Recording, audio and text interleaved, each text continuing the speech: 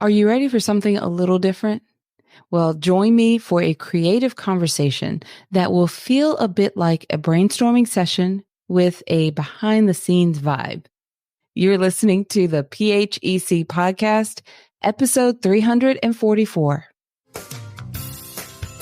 The field of public health is so broad, overlapping multiple industries. With epidemiology at the core of public health, there are an unlimited number of ways to target specific populations, health conditions, environmental issues, and causes that matter most to you.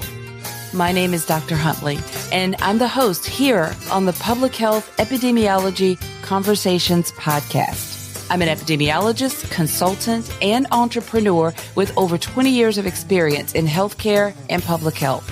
On this podcast, my guests and I engage in conversations that demonstrate the importance of public health and epidemiology across a variety of industries, helping you think outside the box and inspire greater positive impact in communities around the world. Now, let's dive into the topic of this brand new episode. Greetings, everyone, and thank you for joining me on this episode. I'm delighted to introduce you to my guest on this episode for so many reasons. She is the founder of the podcast production agency, We Edit Podcasts, which has served as our editing team for this podcast for the last several years. I've often referred to our editing team as a vital part of our company's team. Now, some of you may remember, if you're a longtime listener of the podcast, you may remember way back in the early years of this podcast, I had an editor named Tressa on our team, and she edited all of our episodes. I think I may have even brought her on to actually co-host an episode with me. I can't quite remember. But at any rate, she was with us for a very long time until she pivoted into a different type of production work altogether and moved away from podcasting. And at that time, I decided not to hire a replacement editor, but to move into working with a full-service podcast production agency. It was exactly the move that we needed to make at that time, and it has been a wonderful experience for us over the last several years. We Edit Podcasts was one of the sponsors of our most recent in-person retreat for public health entrepreneurs. Now, our attendees were thrilled to be supported by this global agency, which is really nice reminder that a bigger company believes in what you're doing and cheering you on as an entrepreneur. This episode also provides me with the opportunity to demonstrate an example of creativity in public health. I lead a public health and epidemiology consulting firm that supports nonprofit organizations serving Black, Indigenous, and people of color, commonly referred to as BIPOC communities. We are often invited to support tribal organizations and are always humbled and honored to serve. We help our clients communicate their data and health information in plain language to communities they serve. Now, this type of support builds and strengthens relationships between the organizations as well as individual community members. Now, if you've zoned out, I want you to come back with me here, because this is one example of the kind of support we provide to these organizations through podcast strategy. Now, we've successfully used podcast platforms to help some of our tribal organizations communicate with a broader community of public health professionals. Does this sound familiar? Now, podcasting is an incredible communication tool. And it's a platform that could and should be seriously considered for any public health organization, including nonprofits, consulting firms, and other types of entrepreneurs. Reach out to us through our website. Let us know if you'd like to explore podcast strategy for your organization. We'll make sure to add the links to our site in the show notes. Now, let me fully introduce my guest, Carli, and we'll start connecting some of the dots and start making sense of this introduction during our conversation. Now, if you work within an organization and maybe there's been some conversation about starting a podcast, maybe you started one or kind of got started down the trail and it seems overwhelming. Well, I want you to really pay attention and maybe start thinking about some of the possibilities and maybe just explore for a little while what that could look like and what that might look like for your organization. Or maybe you are the founder or the owner and leadership of the organization and you love to have something like this, but you're not really sure what to do first or next or where to start. This is definitely a time. I'd love for you to just sink into the idea a little bit, maybe make some notes, and then reach out to me. Let me know if you'd like to have a little brainstorming session. I'd be happy to discuss with you. I thought it would be great to bring Carli on, who is the founder of We Edit Podcast, as I mentioned, because it's really nice when you can humanize an organization. When you hear the voice, the person behind the leadership and the idea that became this big business, it sometimes can help you. Sometimes maybe parts of that story resonate with you, or just when it's humanized, you can feel a connection. And that is my hope with this podcast. Like I said, We Edit Podcasts was a sponsor for our in-person retreat for our entrepreneurs. And I was really proud of that. And I love this organization. And I was just so excited when they provided that experience and that support to the entrepreneurs who attended. And it just made me want to connect. And I don't know why I never thought about bringing Carli on before, but I'm so glad that we are sharing this episode right now with you. So let me introduce her and then I'll connect our conversation. My guest on this episode is Carli van Heerden. Carli is the founder and CEO of We Edit Podcasts, which is a full-service podcast production agency launched in February of 2015. Over the years, We Edit Podcasts has built a prominent client base made up of Fortune 100 companies, NGOs, celebrities, entrepreneurs, and more.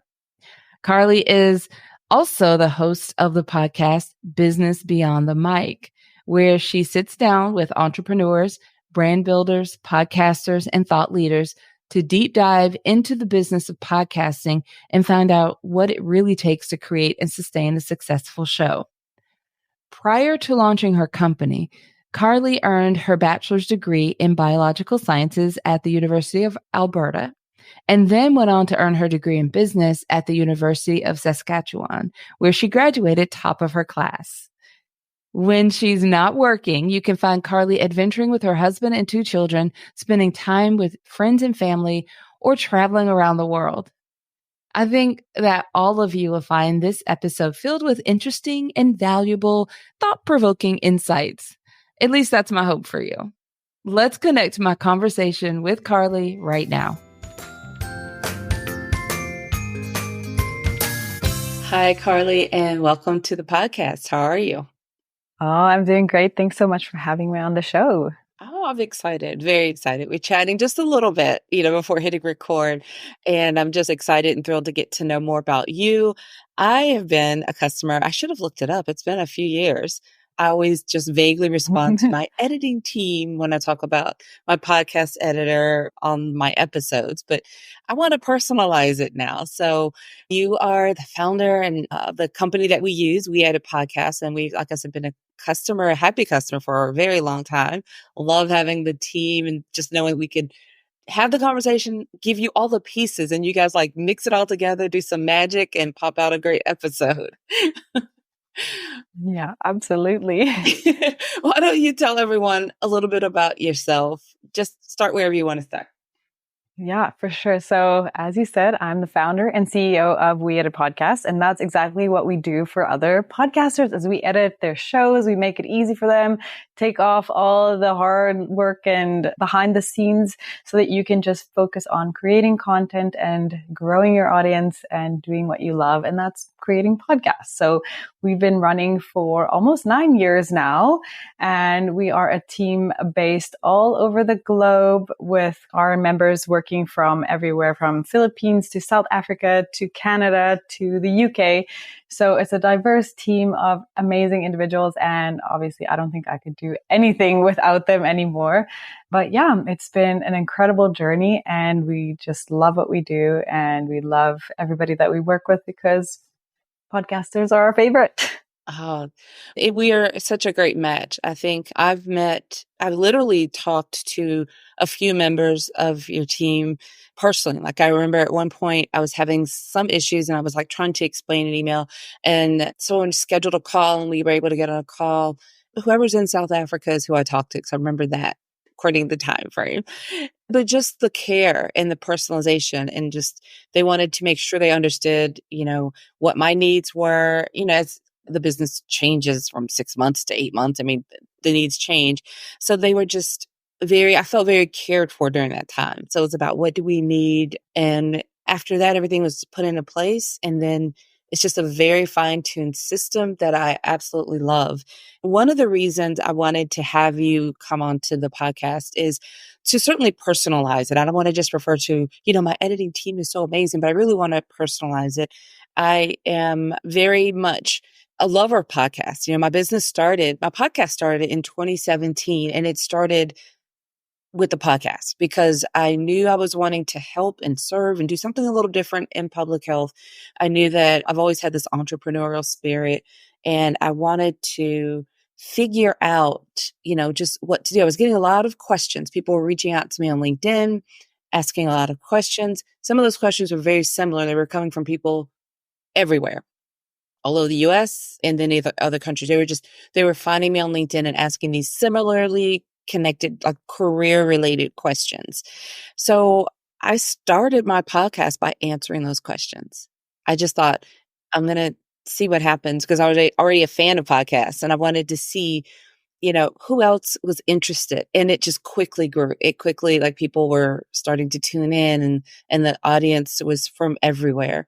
And I had no idea I would be here where I have, a pretty decent size team supporting the consulting work that we do and also still supporting people that are trying to find out those creative pathways for their careers.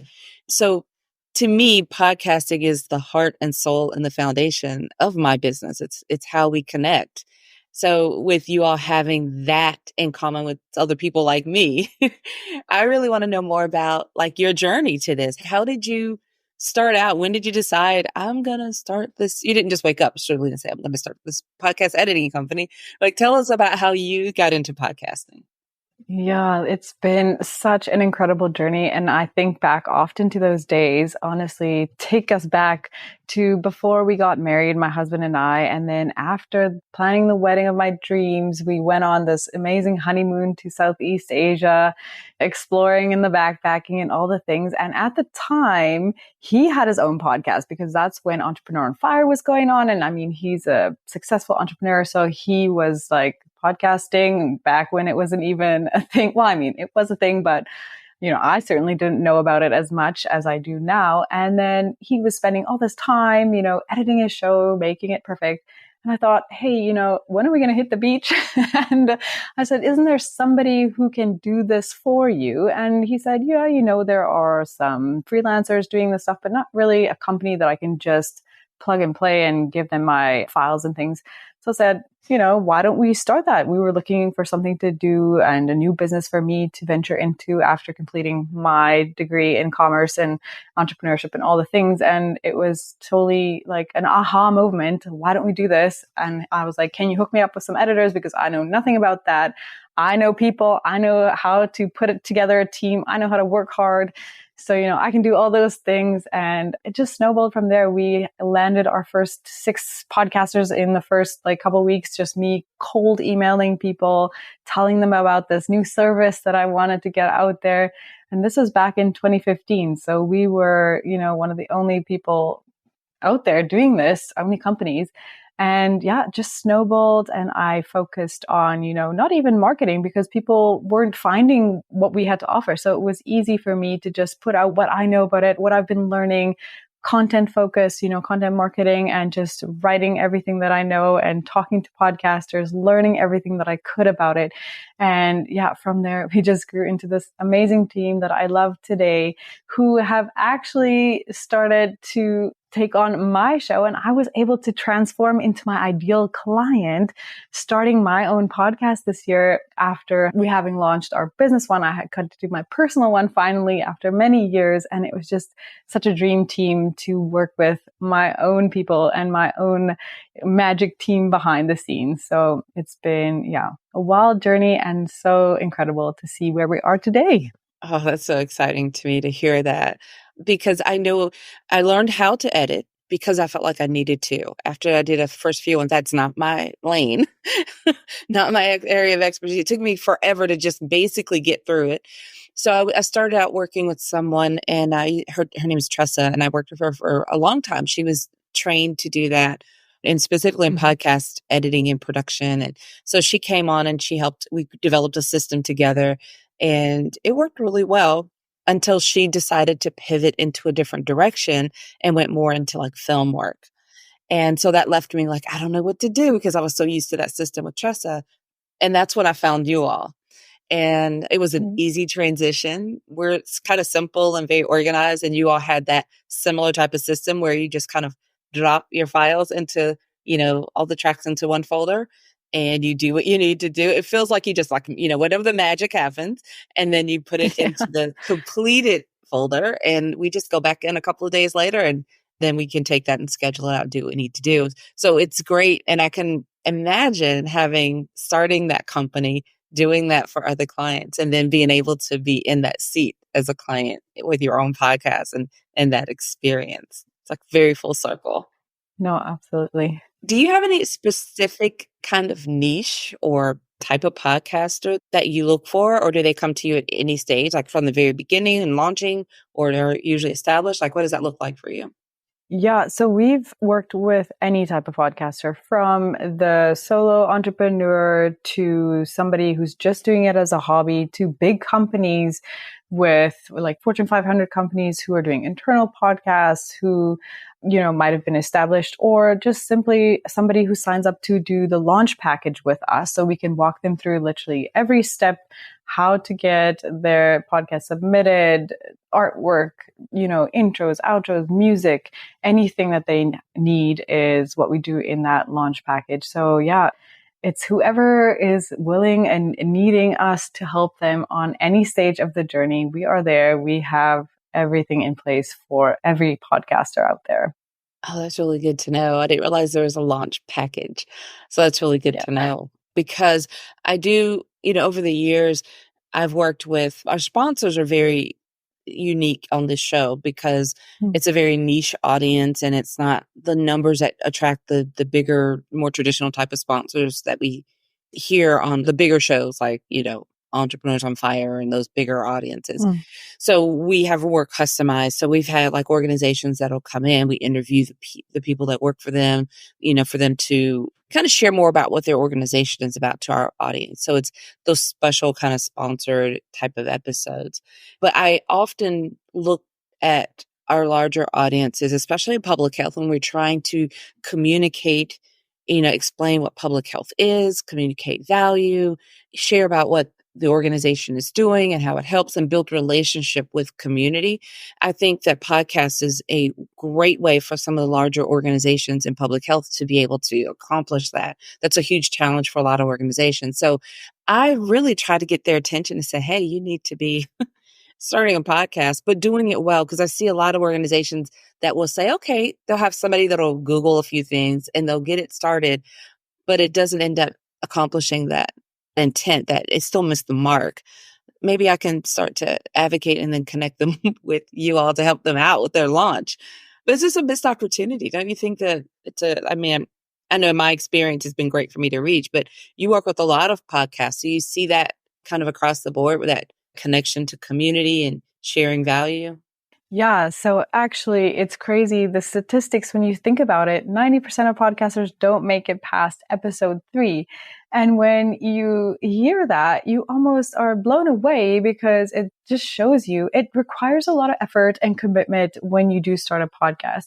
So that's something that I always tell new podcasters, especially, is when you're going into this, plan for the long term, make a commitment, and just keep going and don't give up after episode 3. Make it a streamlined process. Make it easy for yourself. Plan ahead, even record batch episodes way ahead of time so that you have something in the bank. And yeah, like I said, when it comes to podcasting, it takes time, and you can testify to that with your 300 plus episodes. You're not going to get to the level of that when you stop after 3 episodes. So put yourself in it for the long haul. Yeah. Oh my goodness.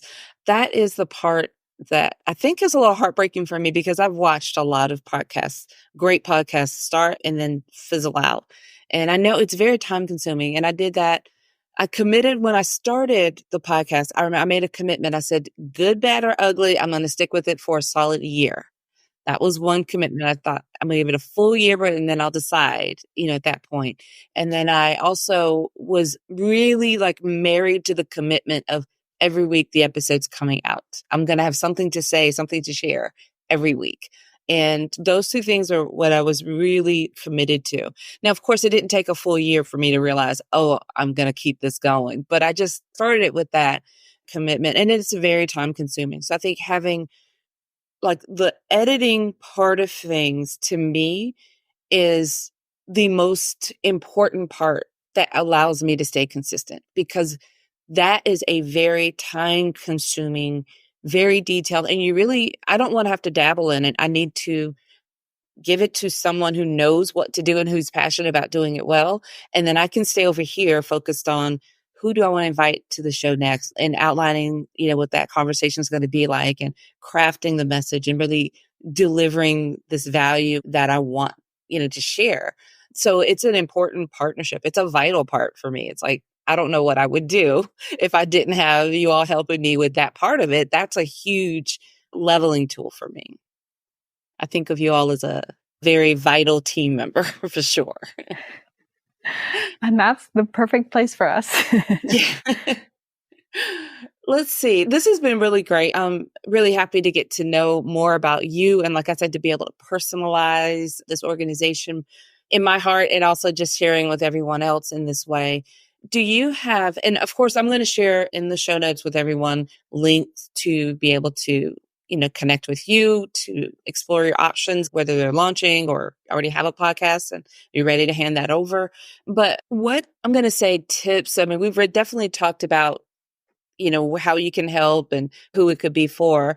But is there anything else, any tips or guidelines or anything you would share for an organization or small company that's maybe thinking about starting a podcast, but still a little bit on the fence? Yeah. So I always say this comes back to your why. So if you have a goal and a mission in mind, the content, the structure of the interviews, or if even if it's not interview style, that will all become clear in your mind, and it'll give you a mission, something to give you a path forward.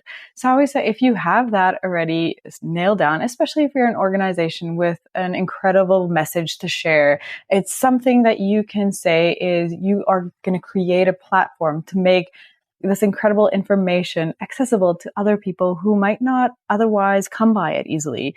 And so if you already have that, it's going to be such a good driving force for you forward. And then you kind of just have to make the decision to either jump all in, or, if it's not the right time, wait for it. This happened to me personally. I wanted to launch my other podcast a couple of years ago, but it wasn't the right time. I knew I wouldn't be able to commit. I was becoming a new mom. So all the things, the pieces just weren't quite fitting. And then come October of last year, it was like everything just meshed together perfectly. I was in the right mind space for it. I was able to connect properly with everybody around me, and my community was strong for it. And yeah, I was in the right space. I had a lot of time to do it. So that's the things that I always say. But, when it comes to us as a company, we are there to make things easier for you. So if you just want to hop on a call, chat things through with us, we are there to answer questions. And the best thing of all is we have a free trial right now. Well, in the last long time. So if you feel like you want to give us a try and see how it works, then go for it. You have nothing to lose, only to gain. And we will be there with you every step of the way if you need us. So makes it easy. I absolutely recommend both of those. I think knowing when you're ready, because there's that little line between being like afraid to start. That's something different. But just when you're ready, when you know that you can commit to the time, the long haul, you don't have to have everything figured out, but you do need to be ready to commit to that consistency. And then, that other part where, just reach out to We Edit Podcast. I highly recommend doing that and sharing, this is what we're thinking of doing. This is what we'd like to try to do. Or if you're editing on your own and you want to know what that, experience, what it's like to hand that off, give them a try. It's a game changer. Very biased, but I have. Me too. Well, Carli, thank you for taking time and chatting with me. And I'll share links with everyone and how to connect with you. And of course, we had podcasts. And what is the best platform for you? Where do you, if people want to follow you and know more about you, where do you spend time? So yeah, absolutely. Our website is one of the biggest resources that we have, weedapodcast.com. You will find the trial on there. Our blog is on there. My podcast is on there. And from there, you can see all of our social medias and connect with us in whichever way you choose to. And just follow along with even my podcast story and learn so much more from the other podcasters that I interview. So yeah. That is wonderful. Thank you. And of course, like I said, we'll have links to all that in the show notes. But again, thank you for being here and sharing with us. And we'll be in touch for sure, right? Yes, absolutely. Thank you so much for having me. It was such an honor to share my story with you and with your listeners. And I hope that it can help somebody on their journey to podcasting. I really hope you enjoyed my conversation with Carli. I'm so excited to share this conversation with you as I continue to bring on guests who are a resource for public health. I do encourage you to explore the option of a podcast for your organization.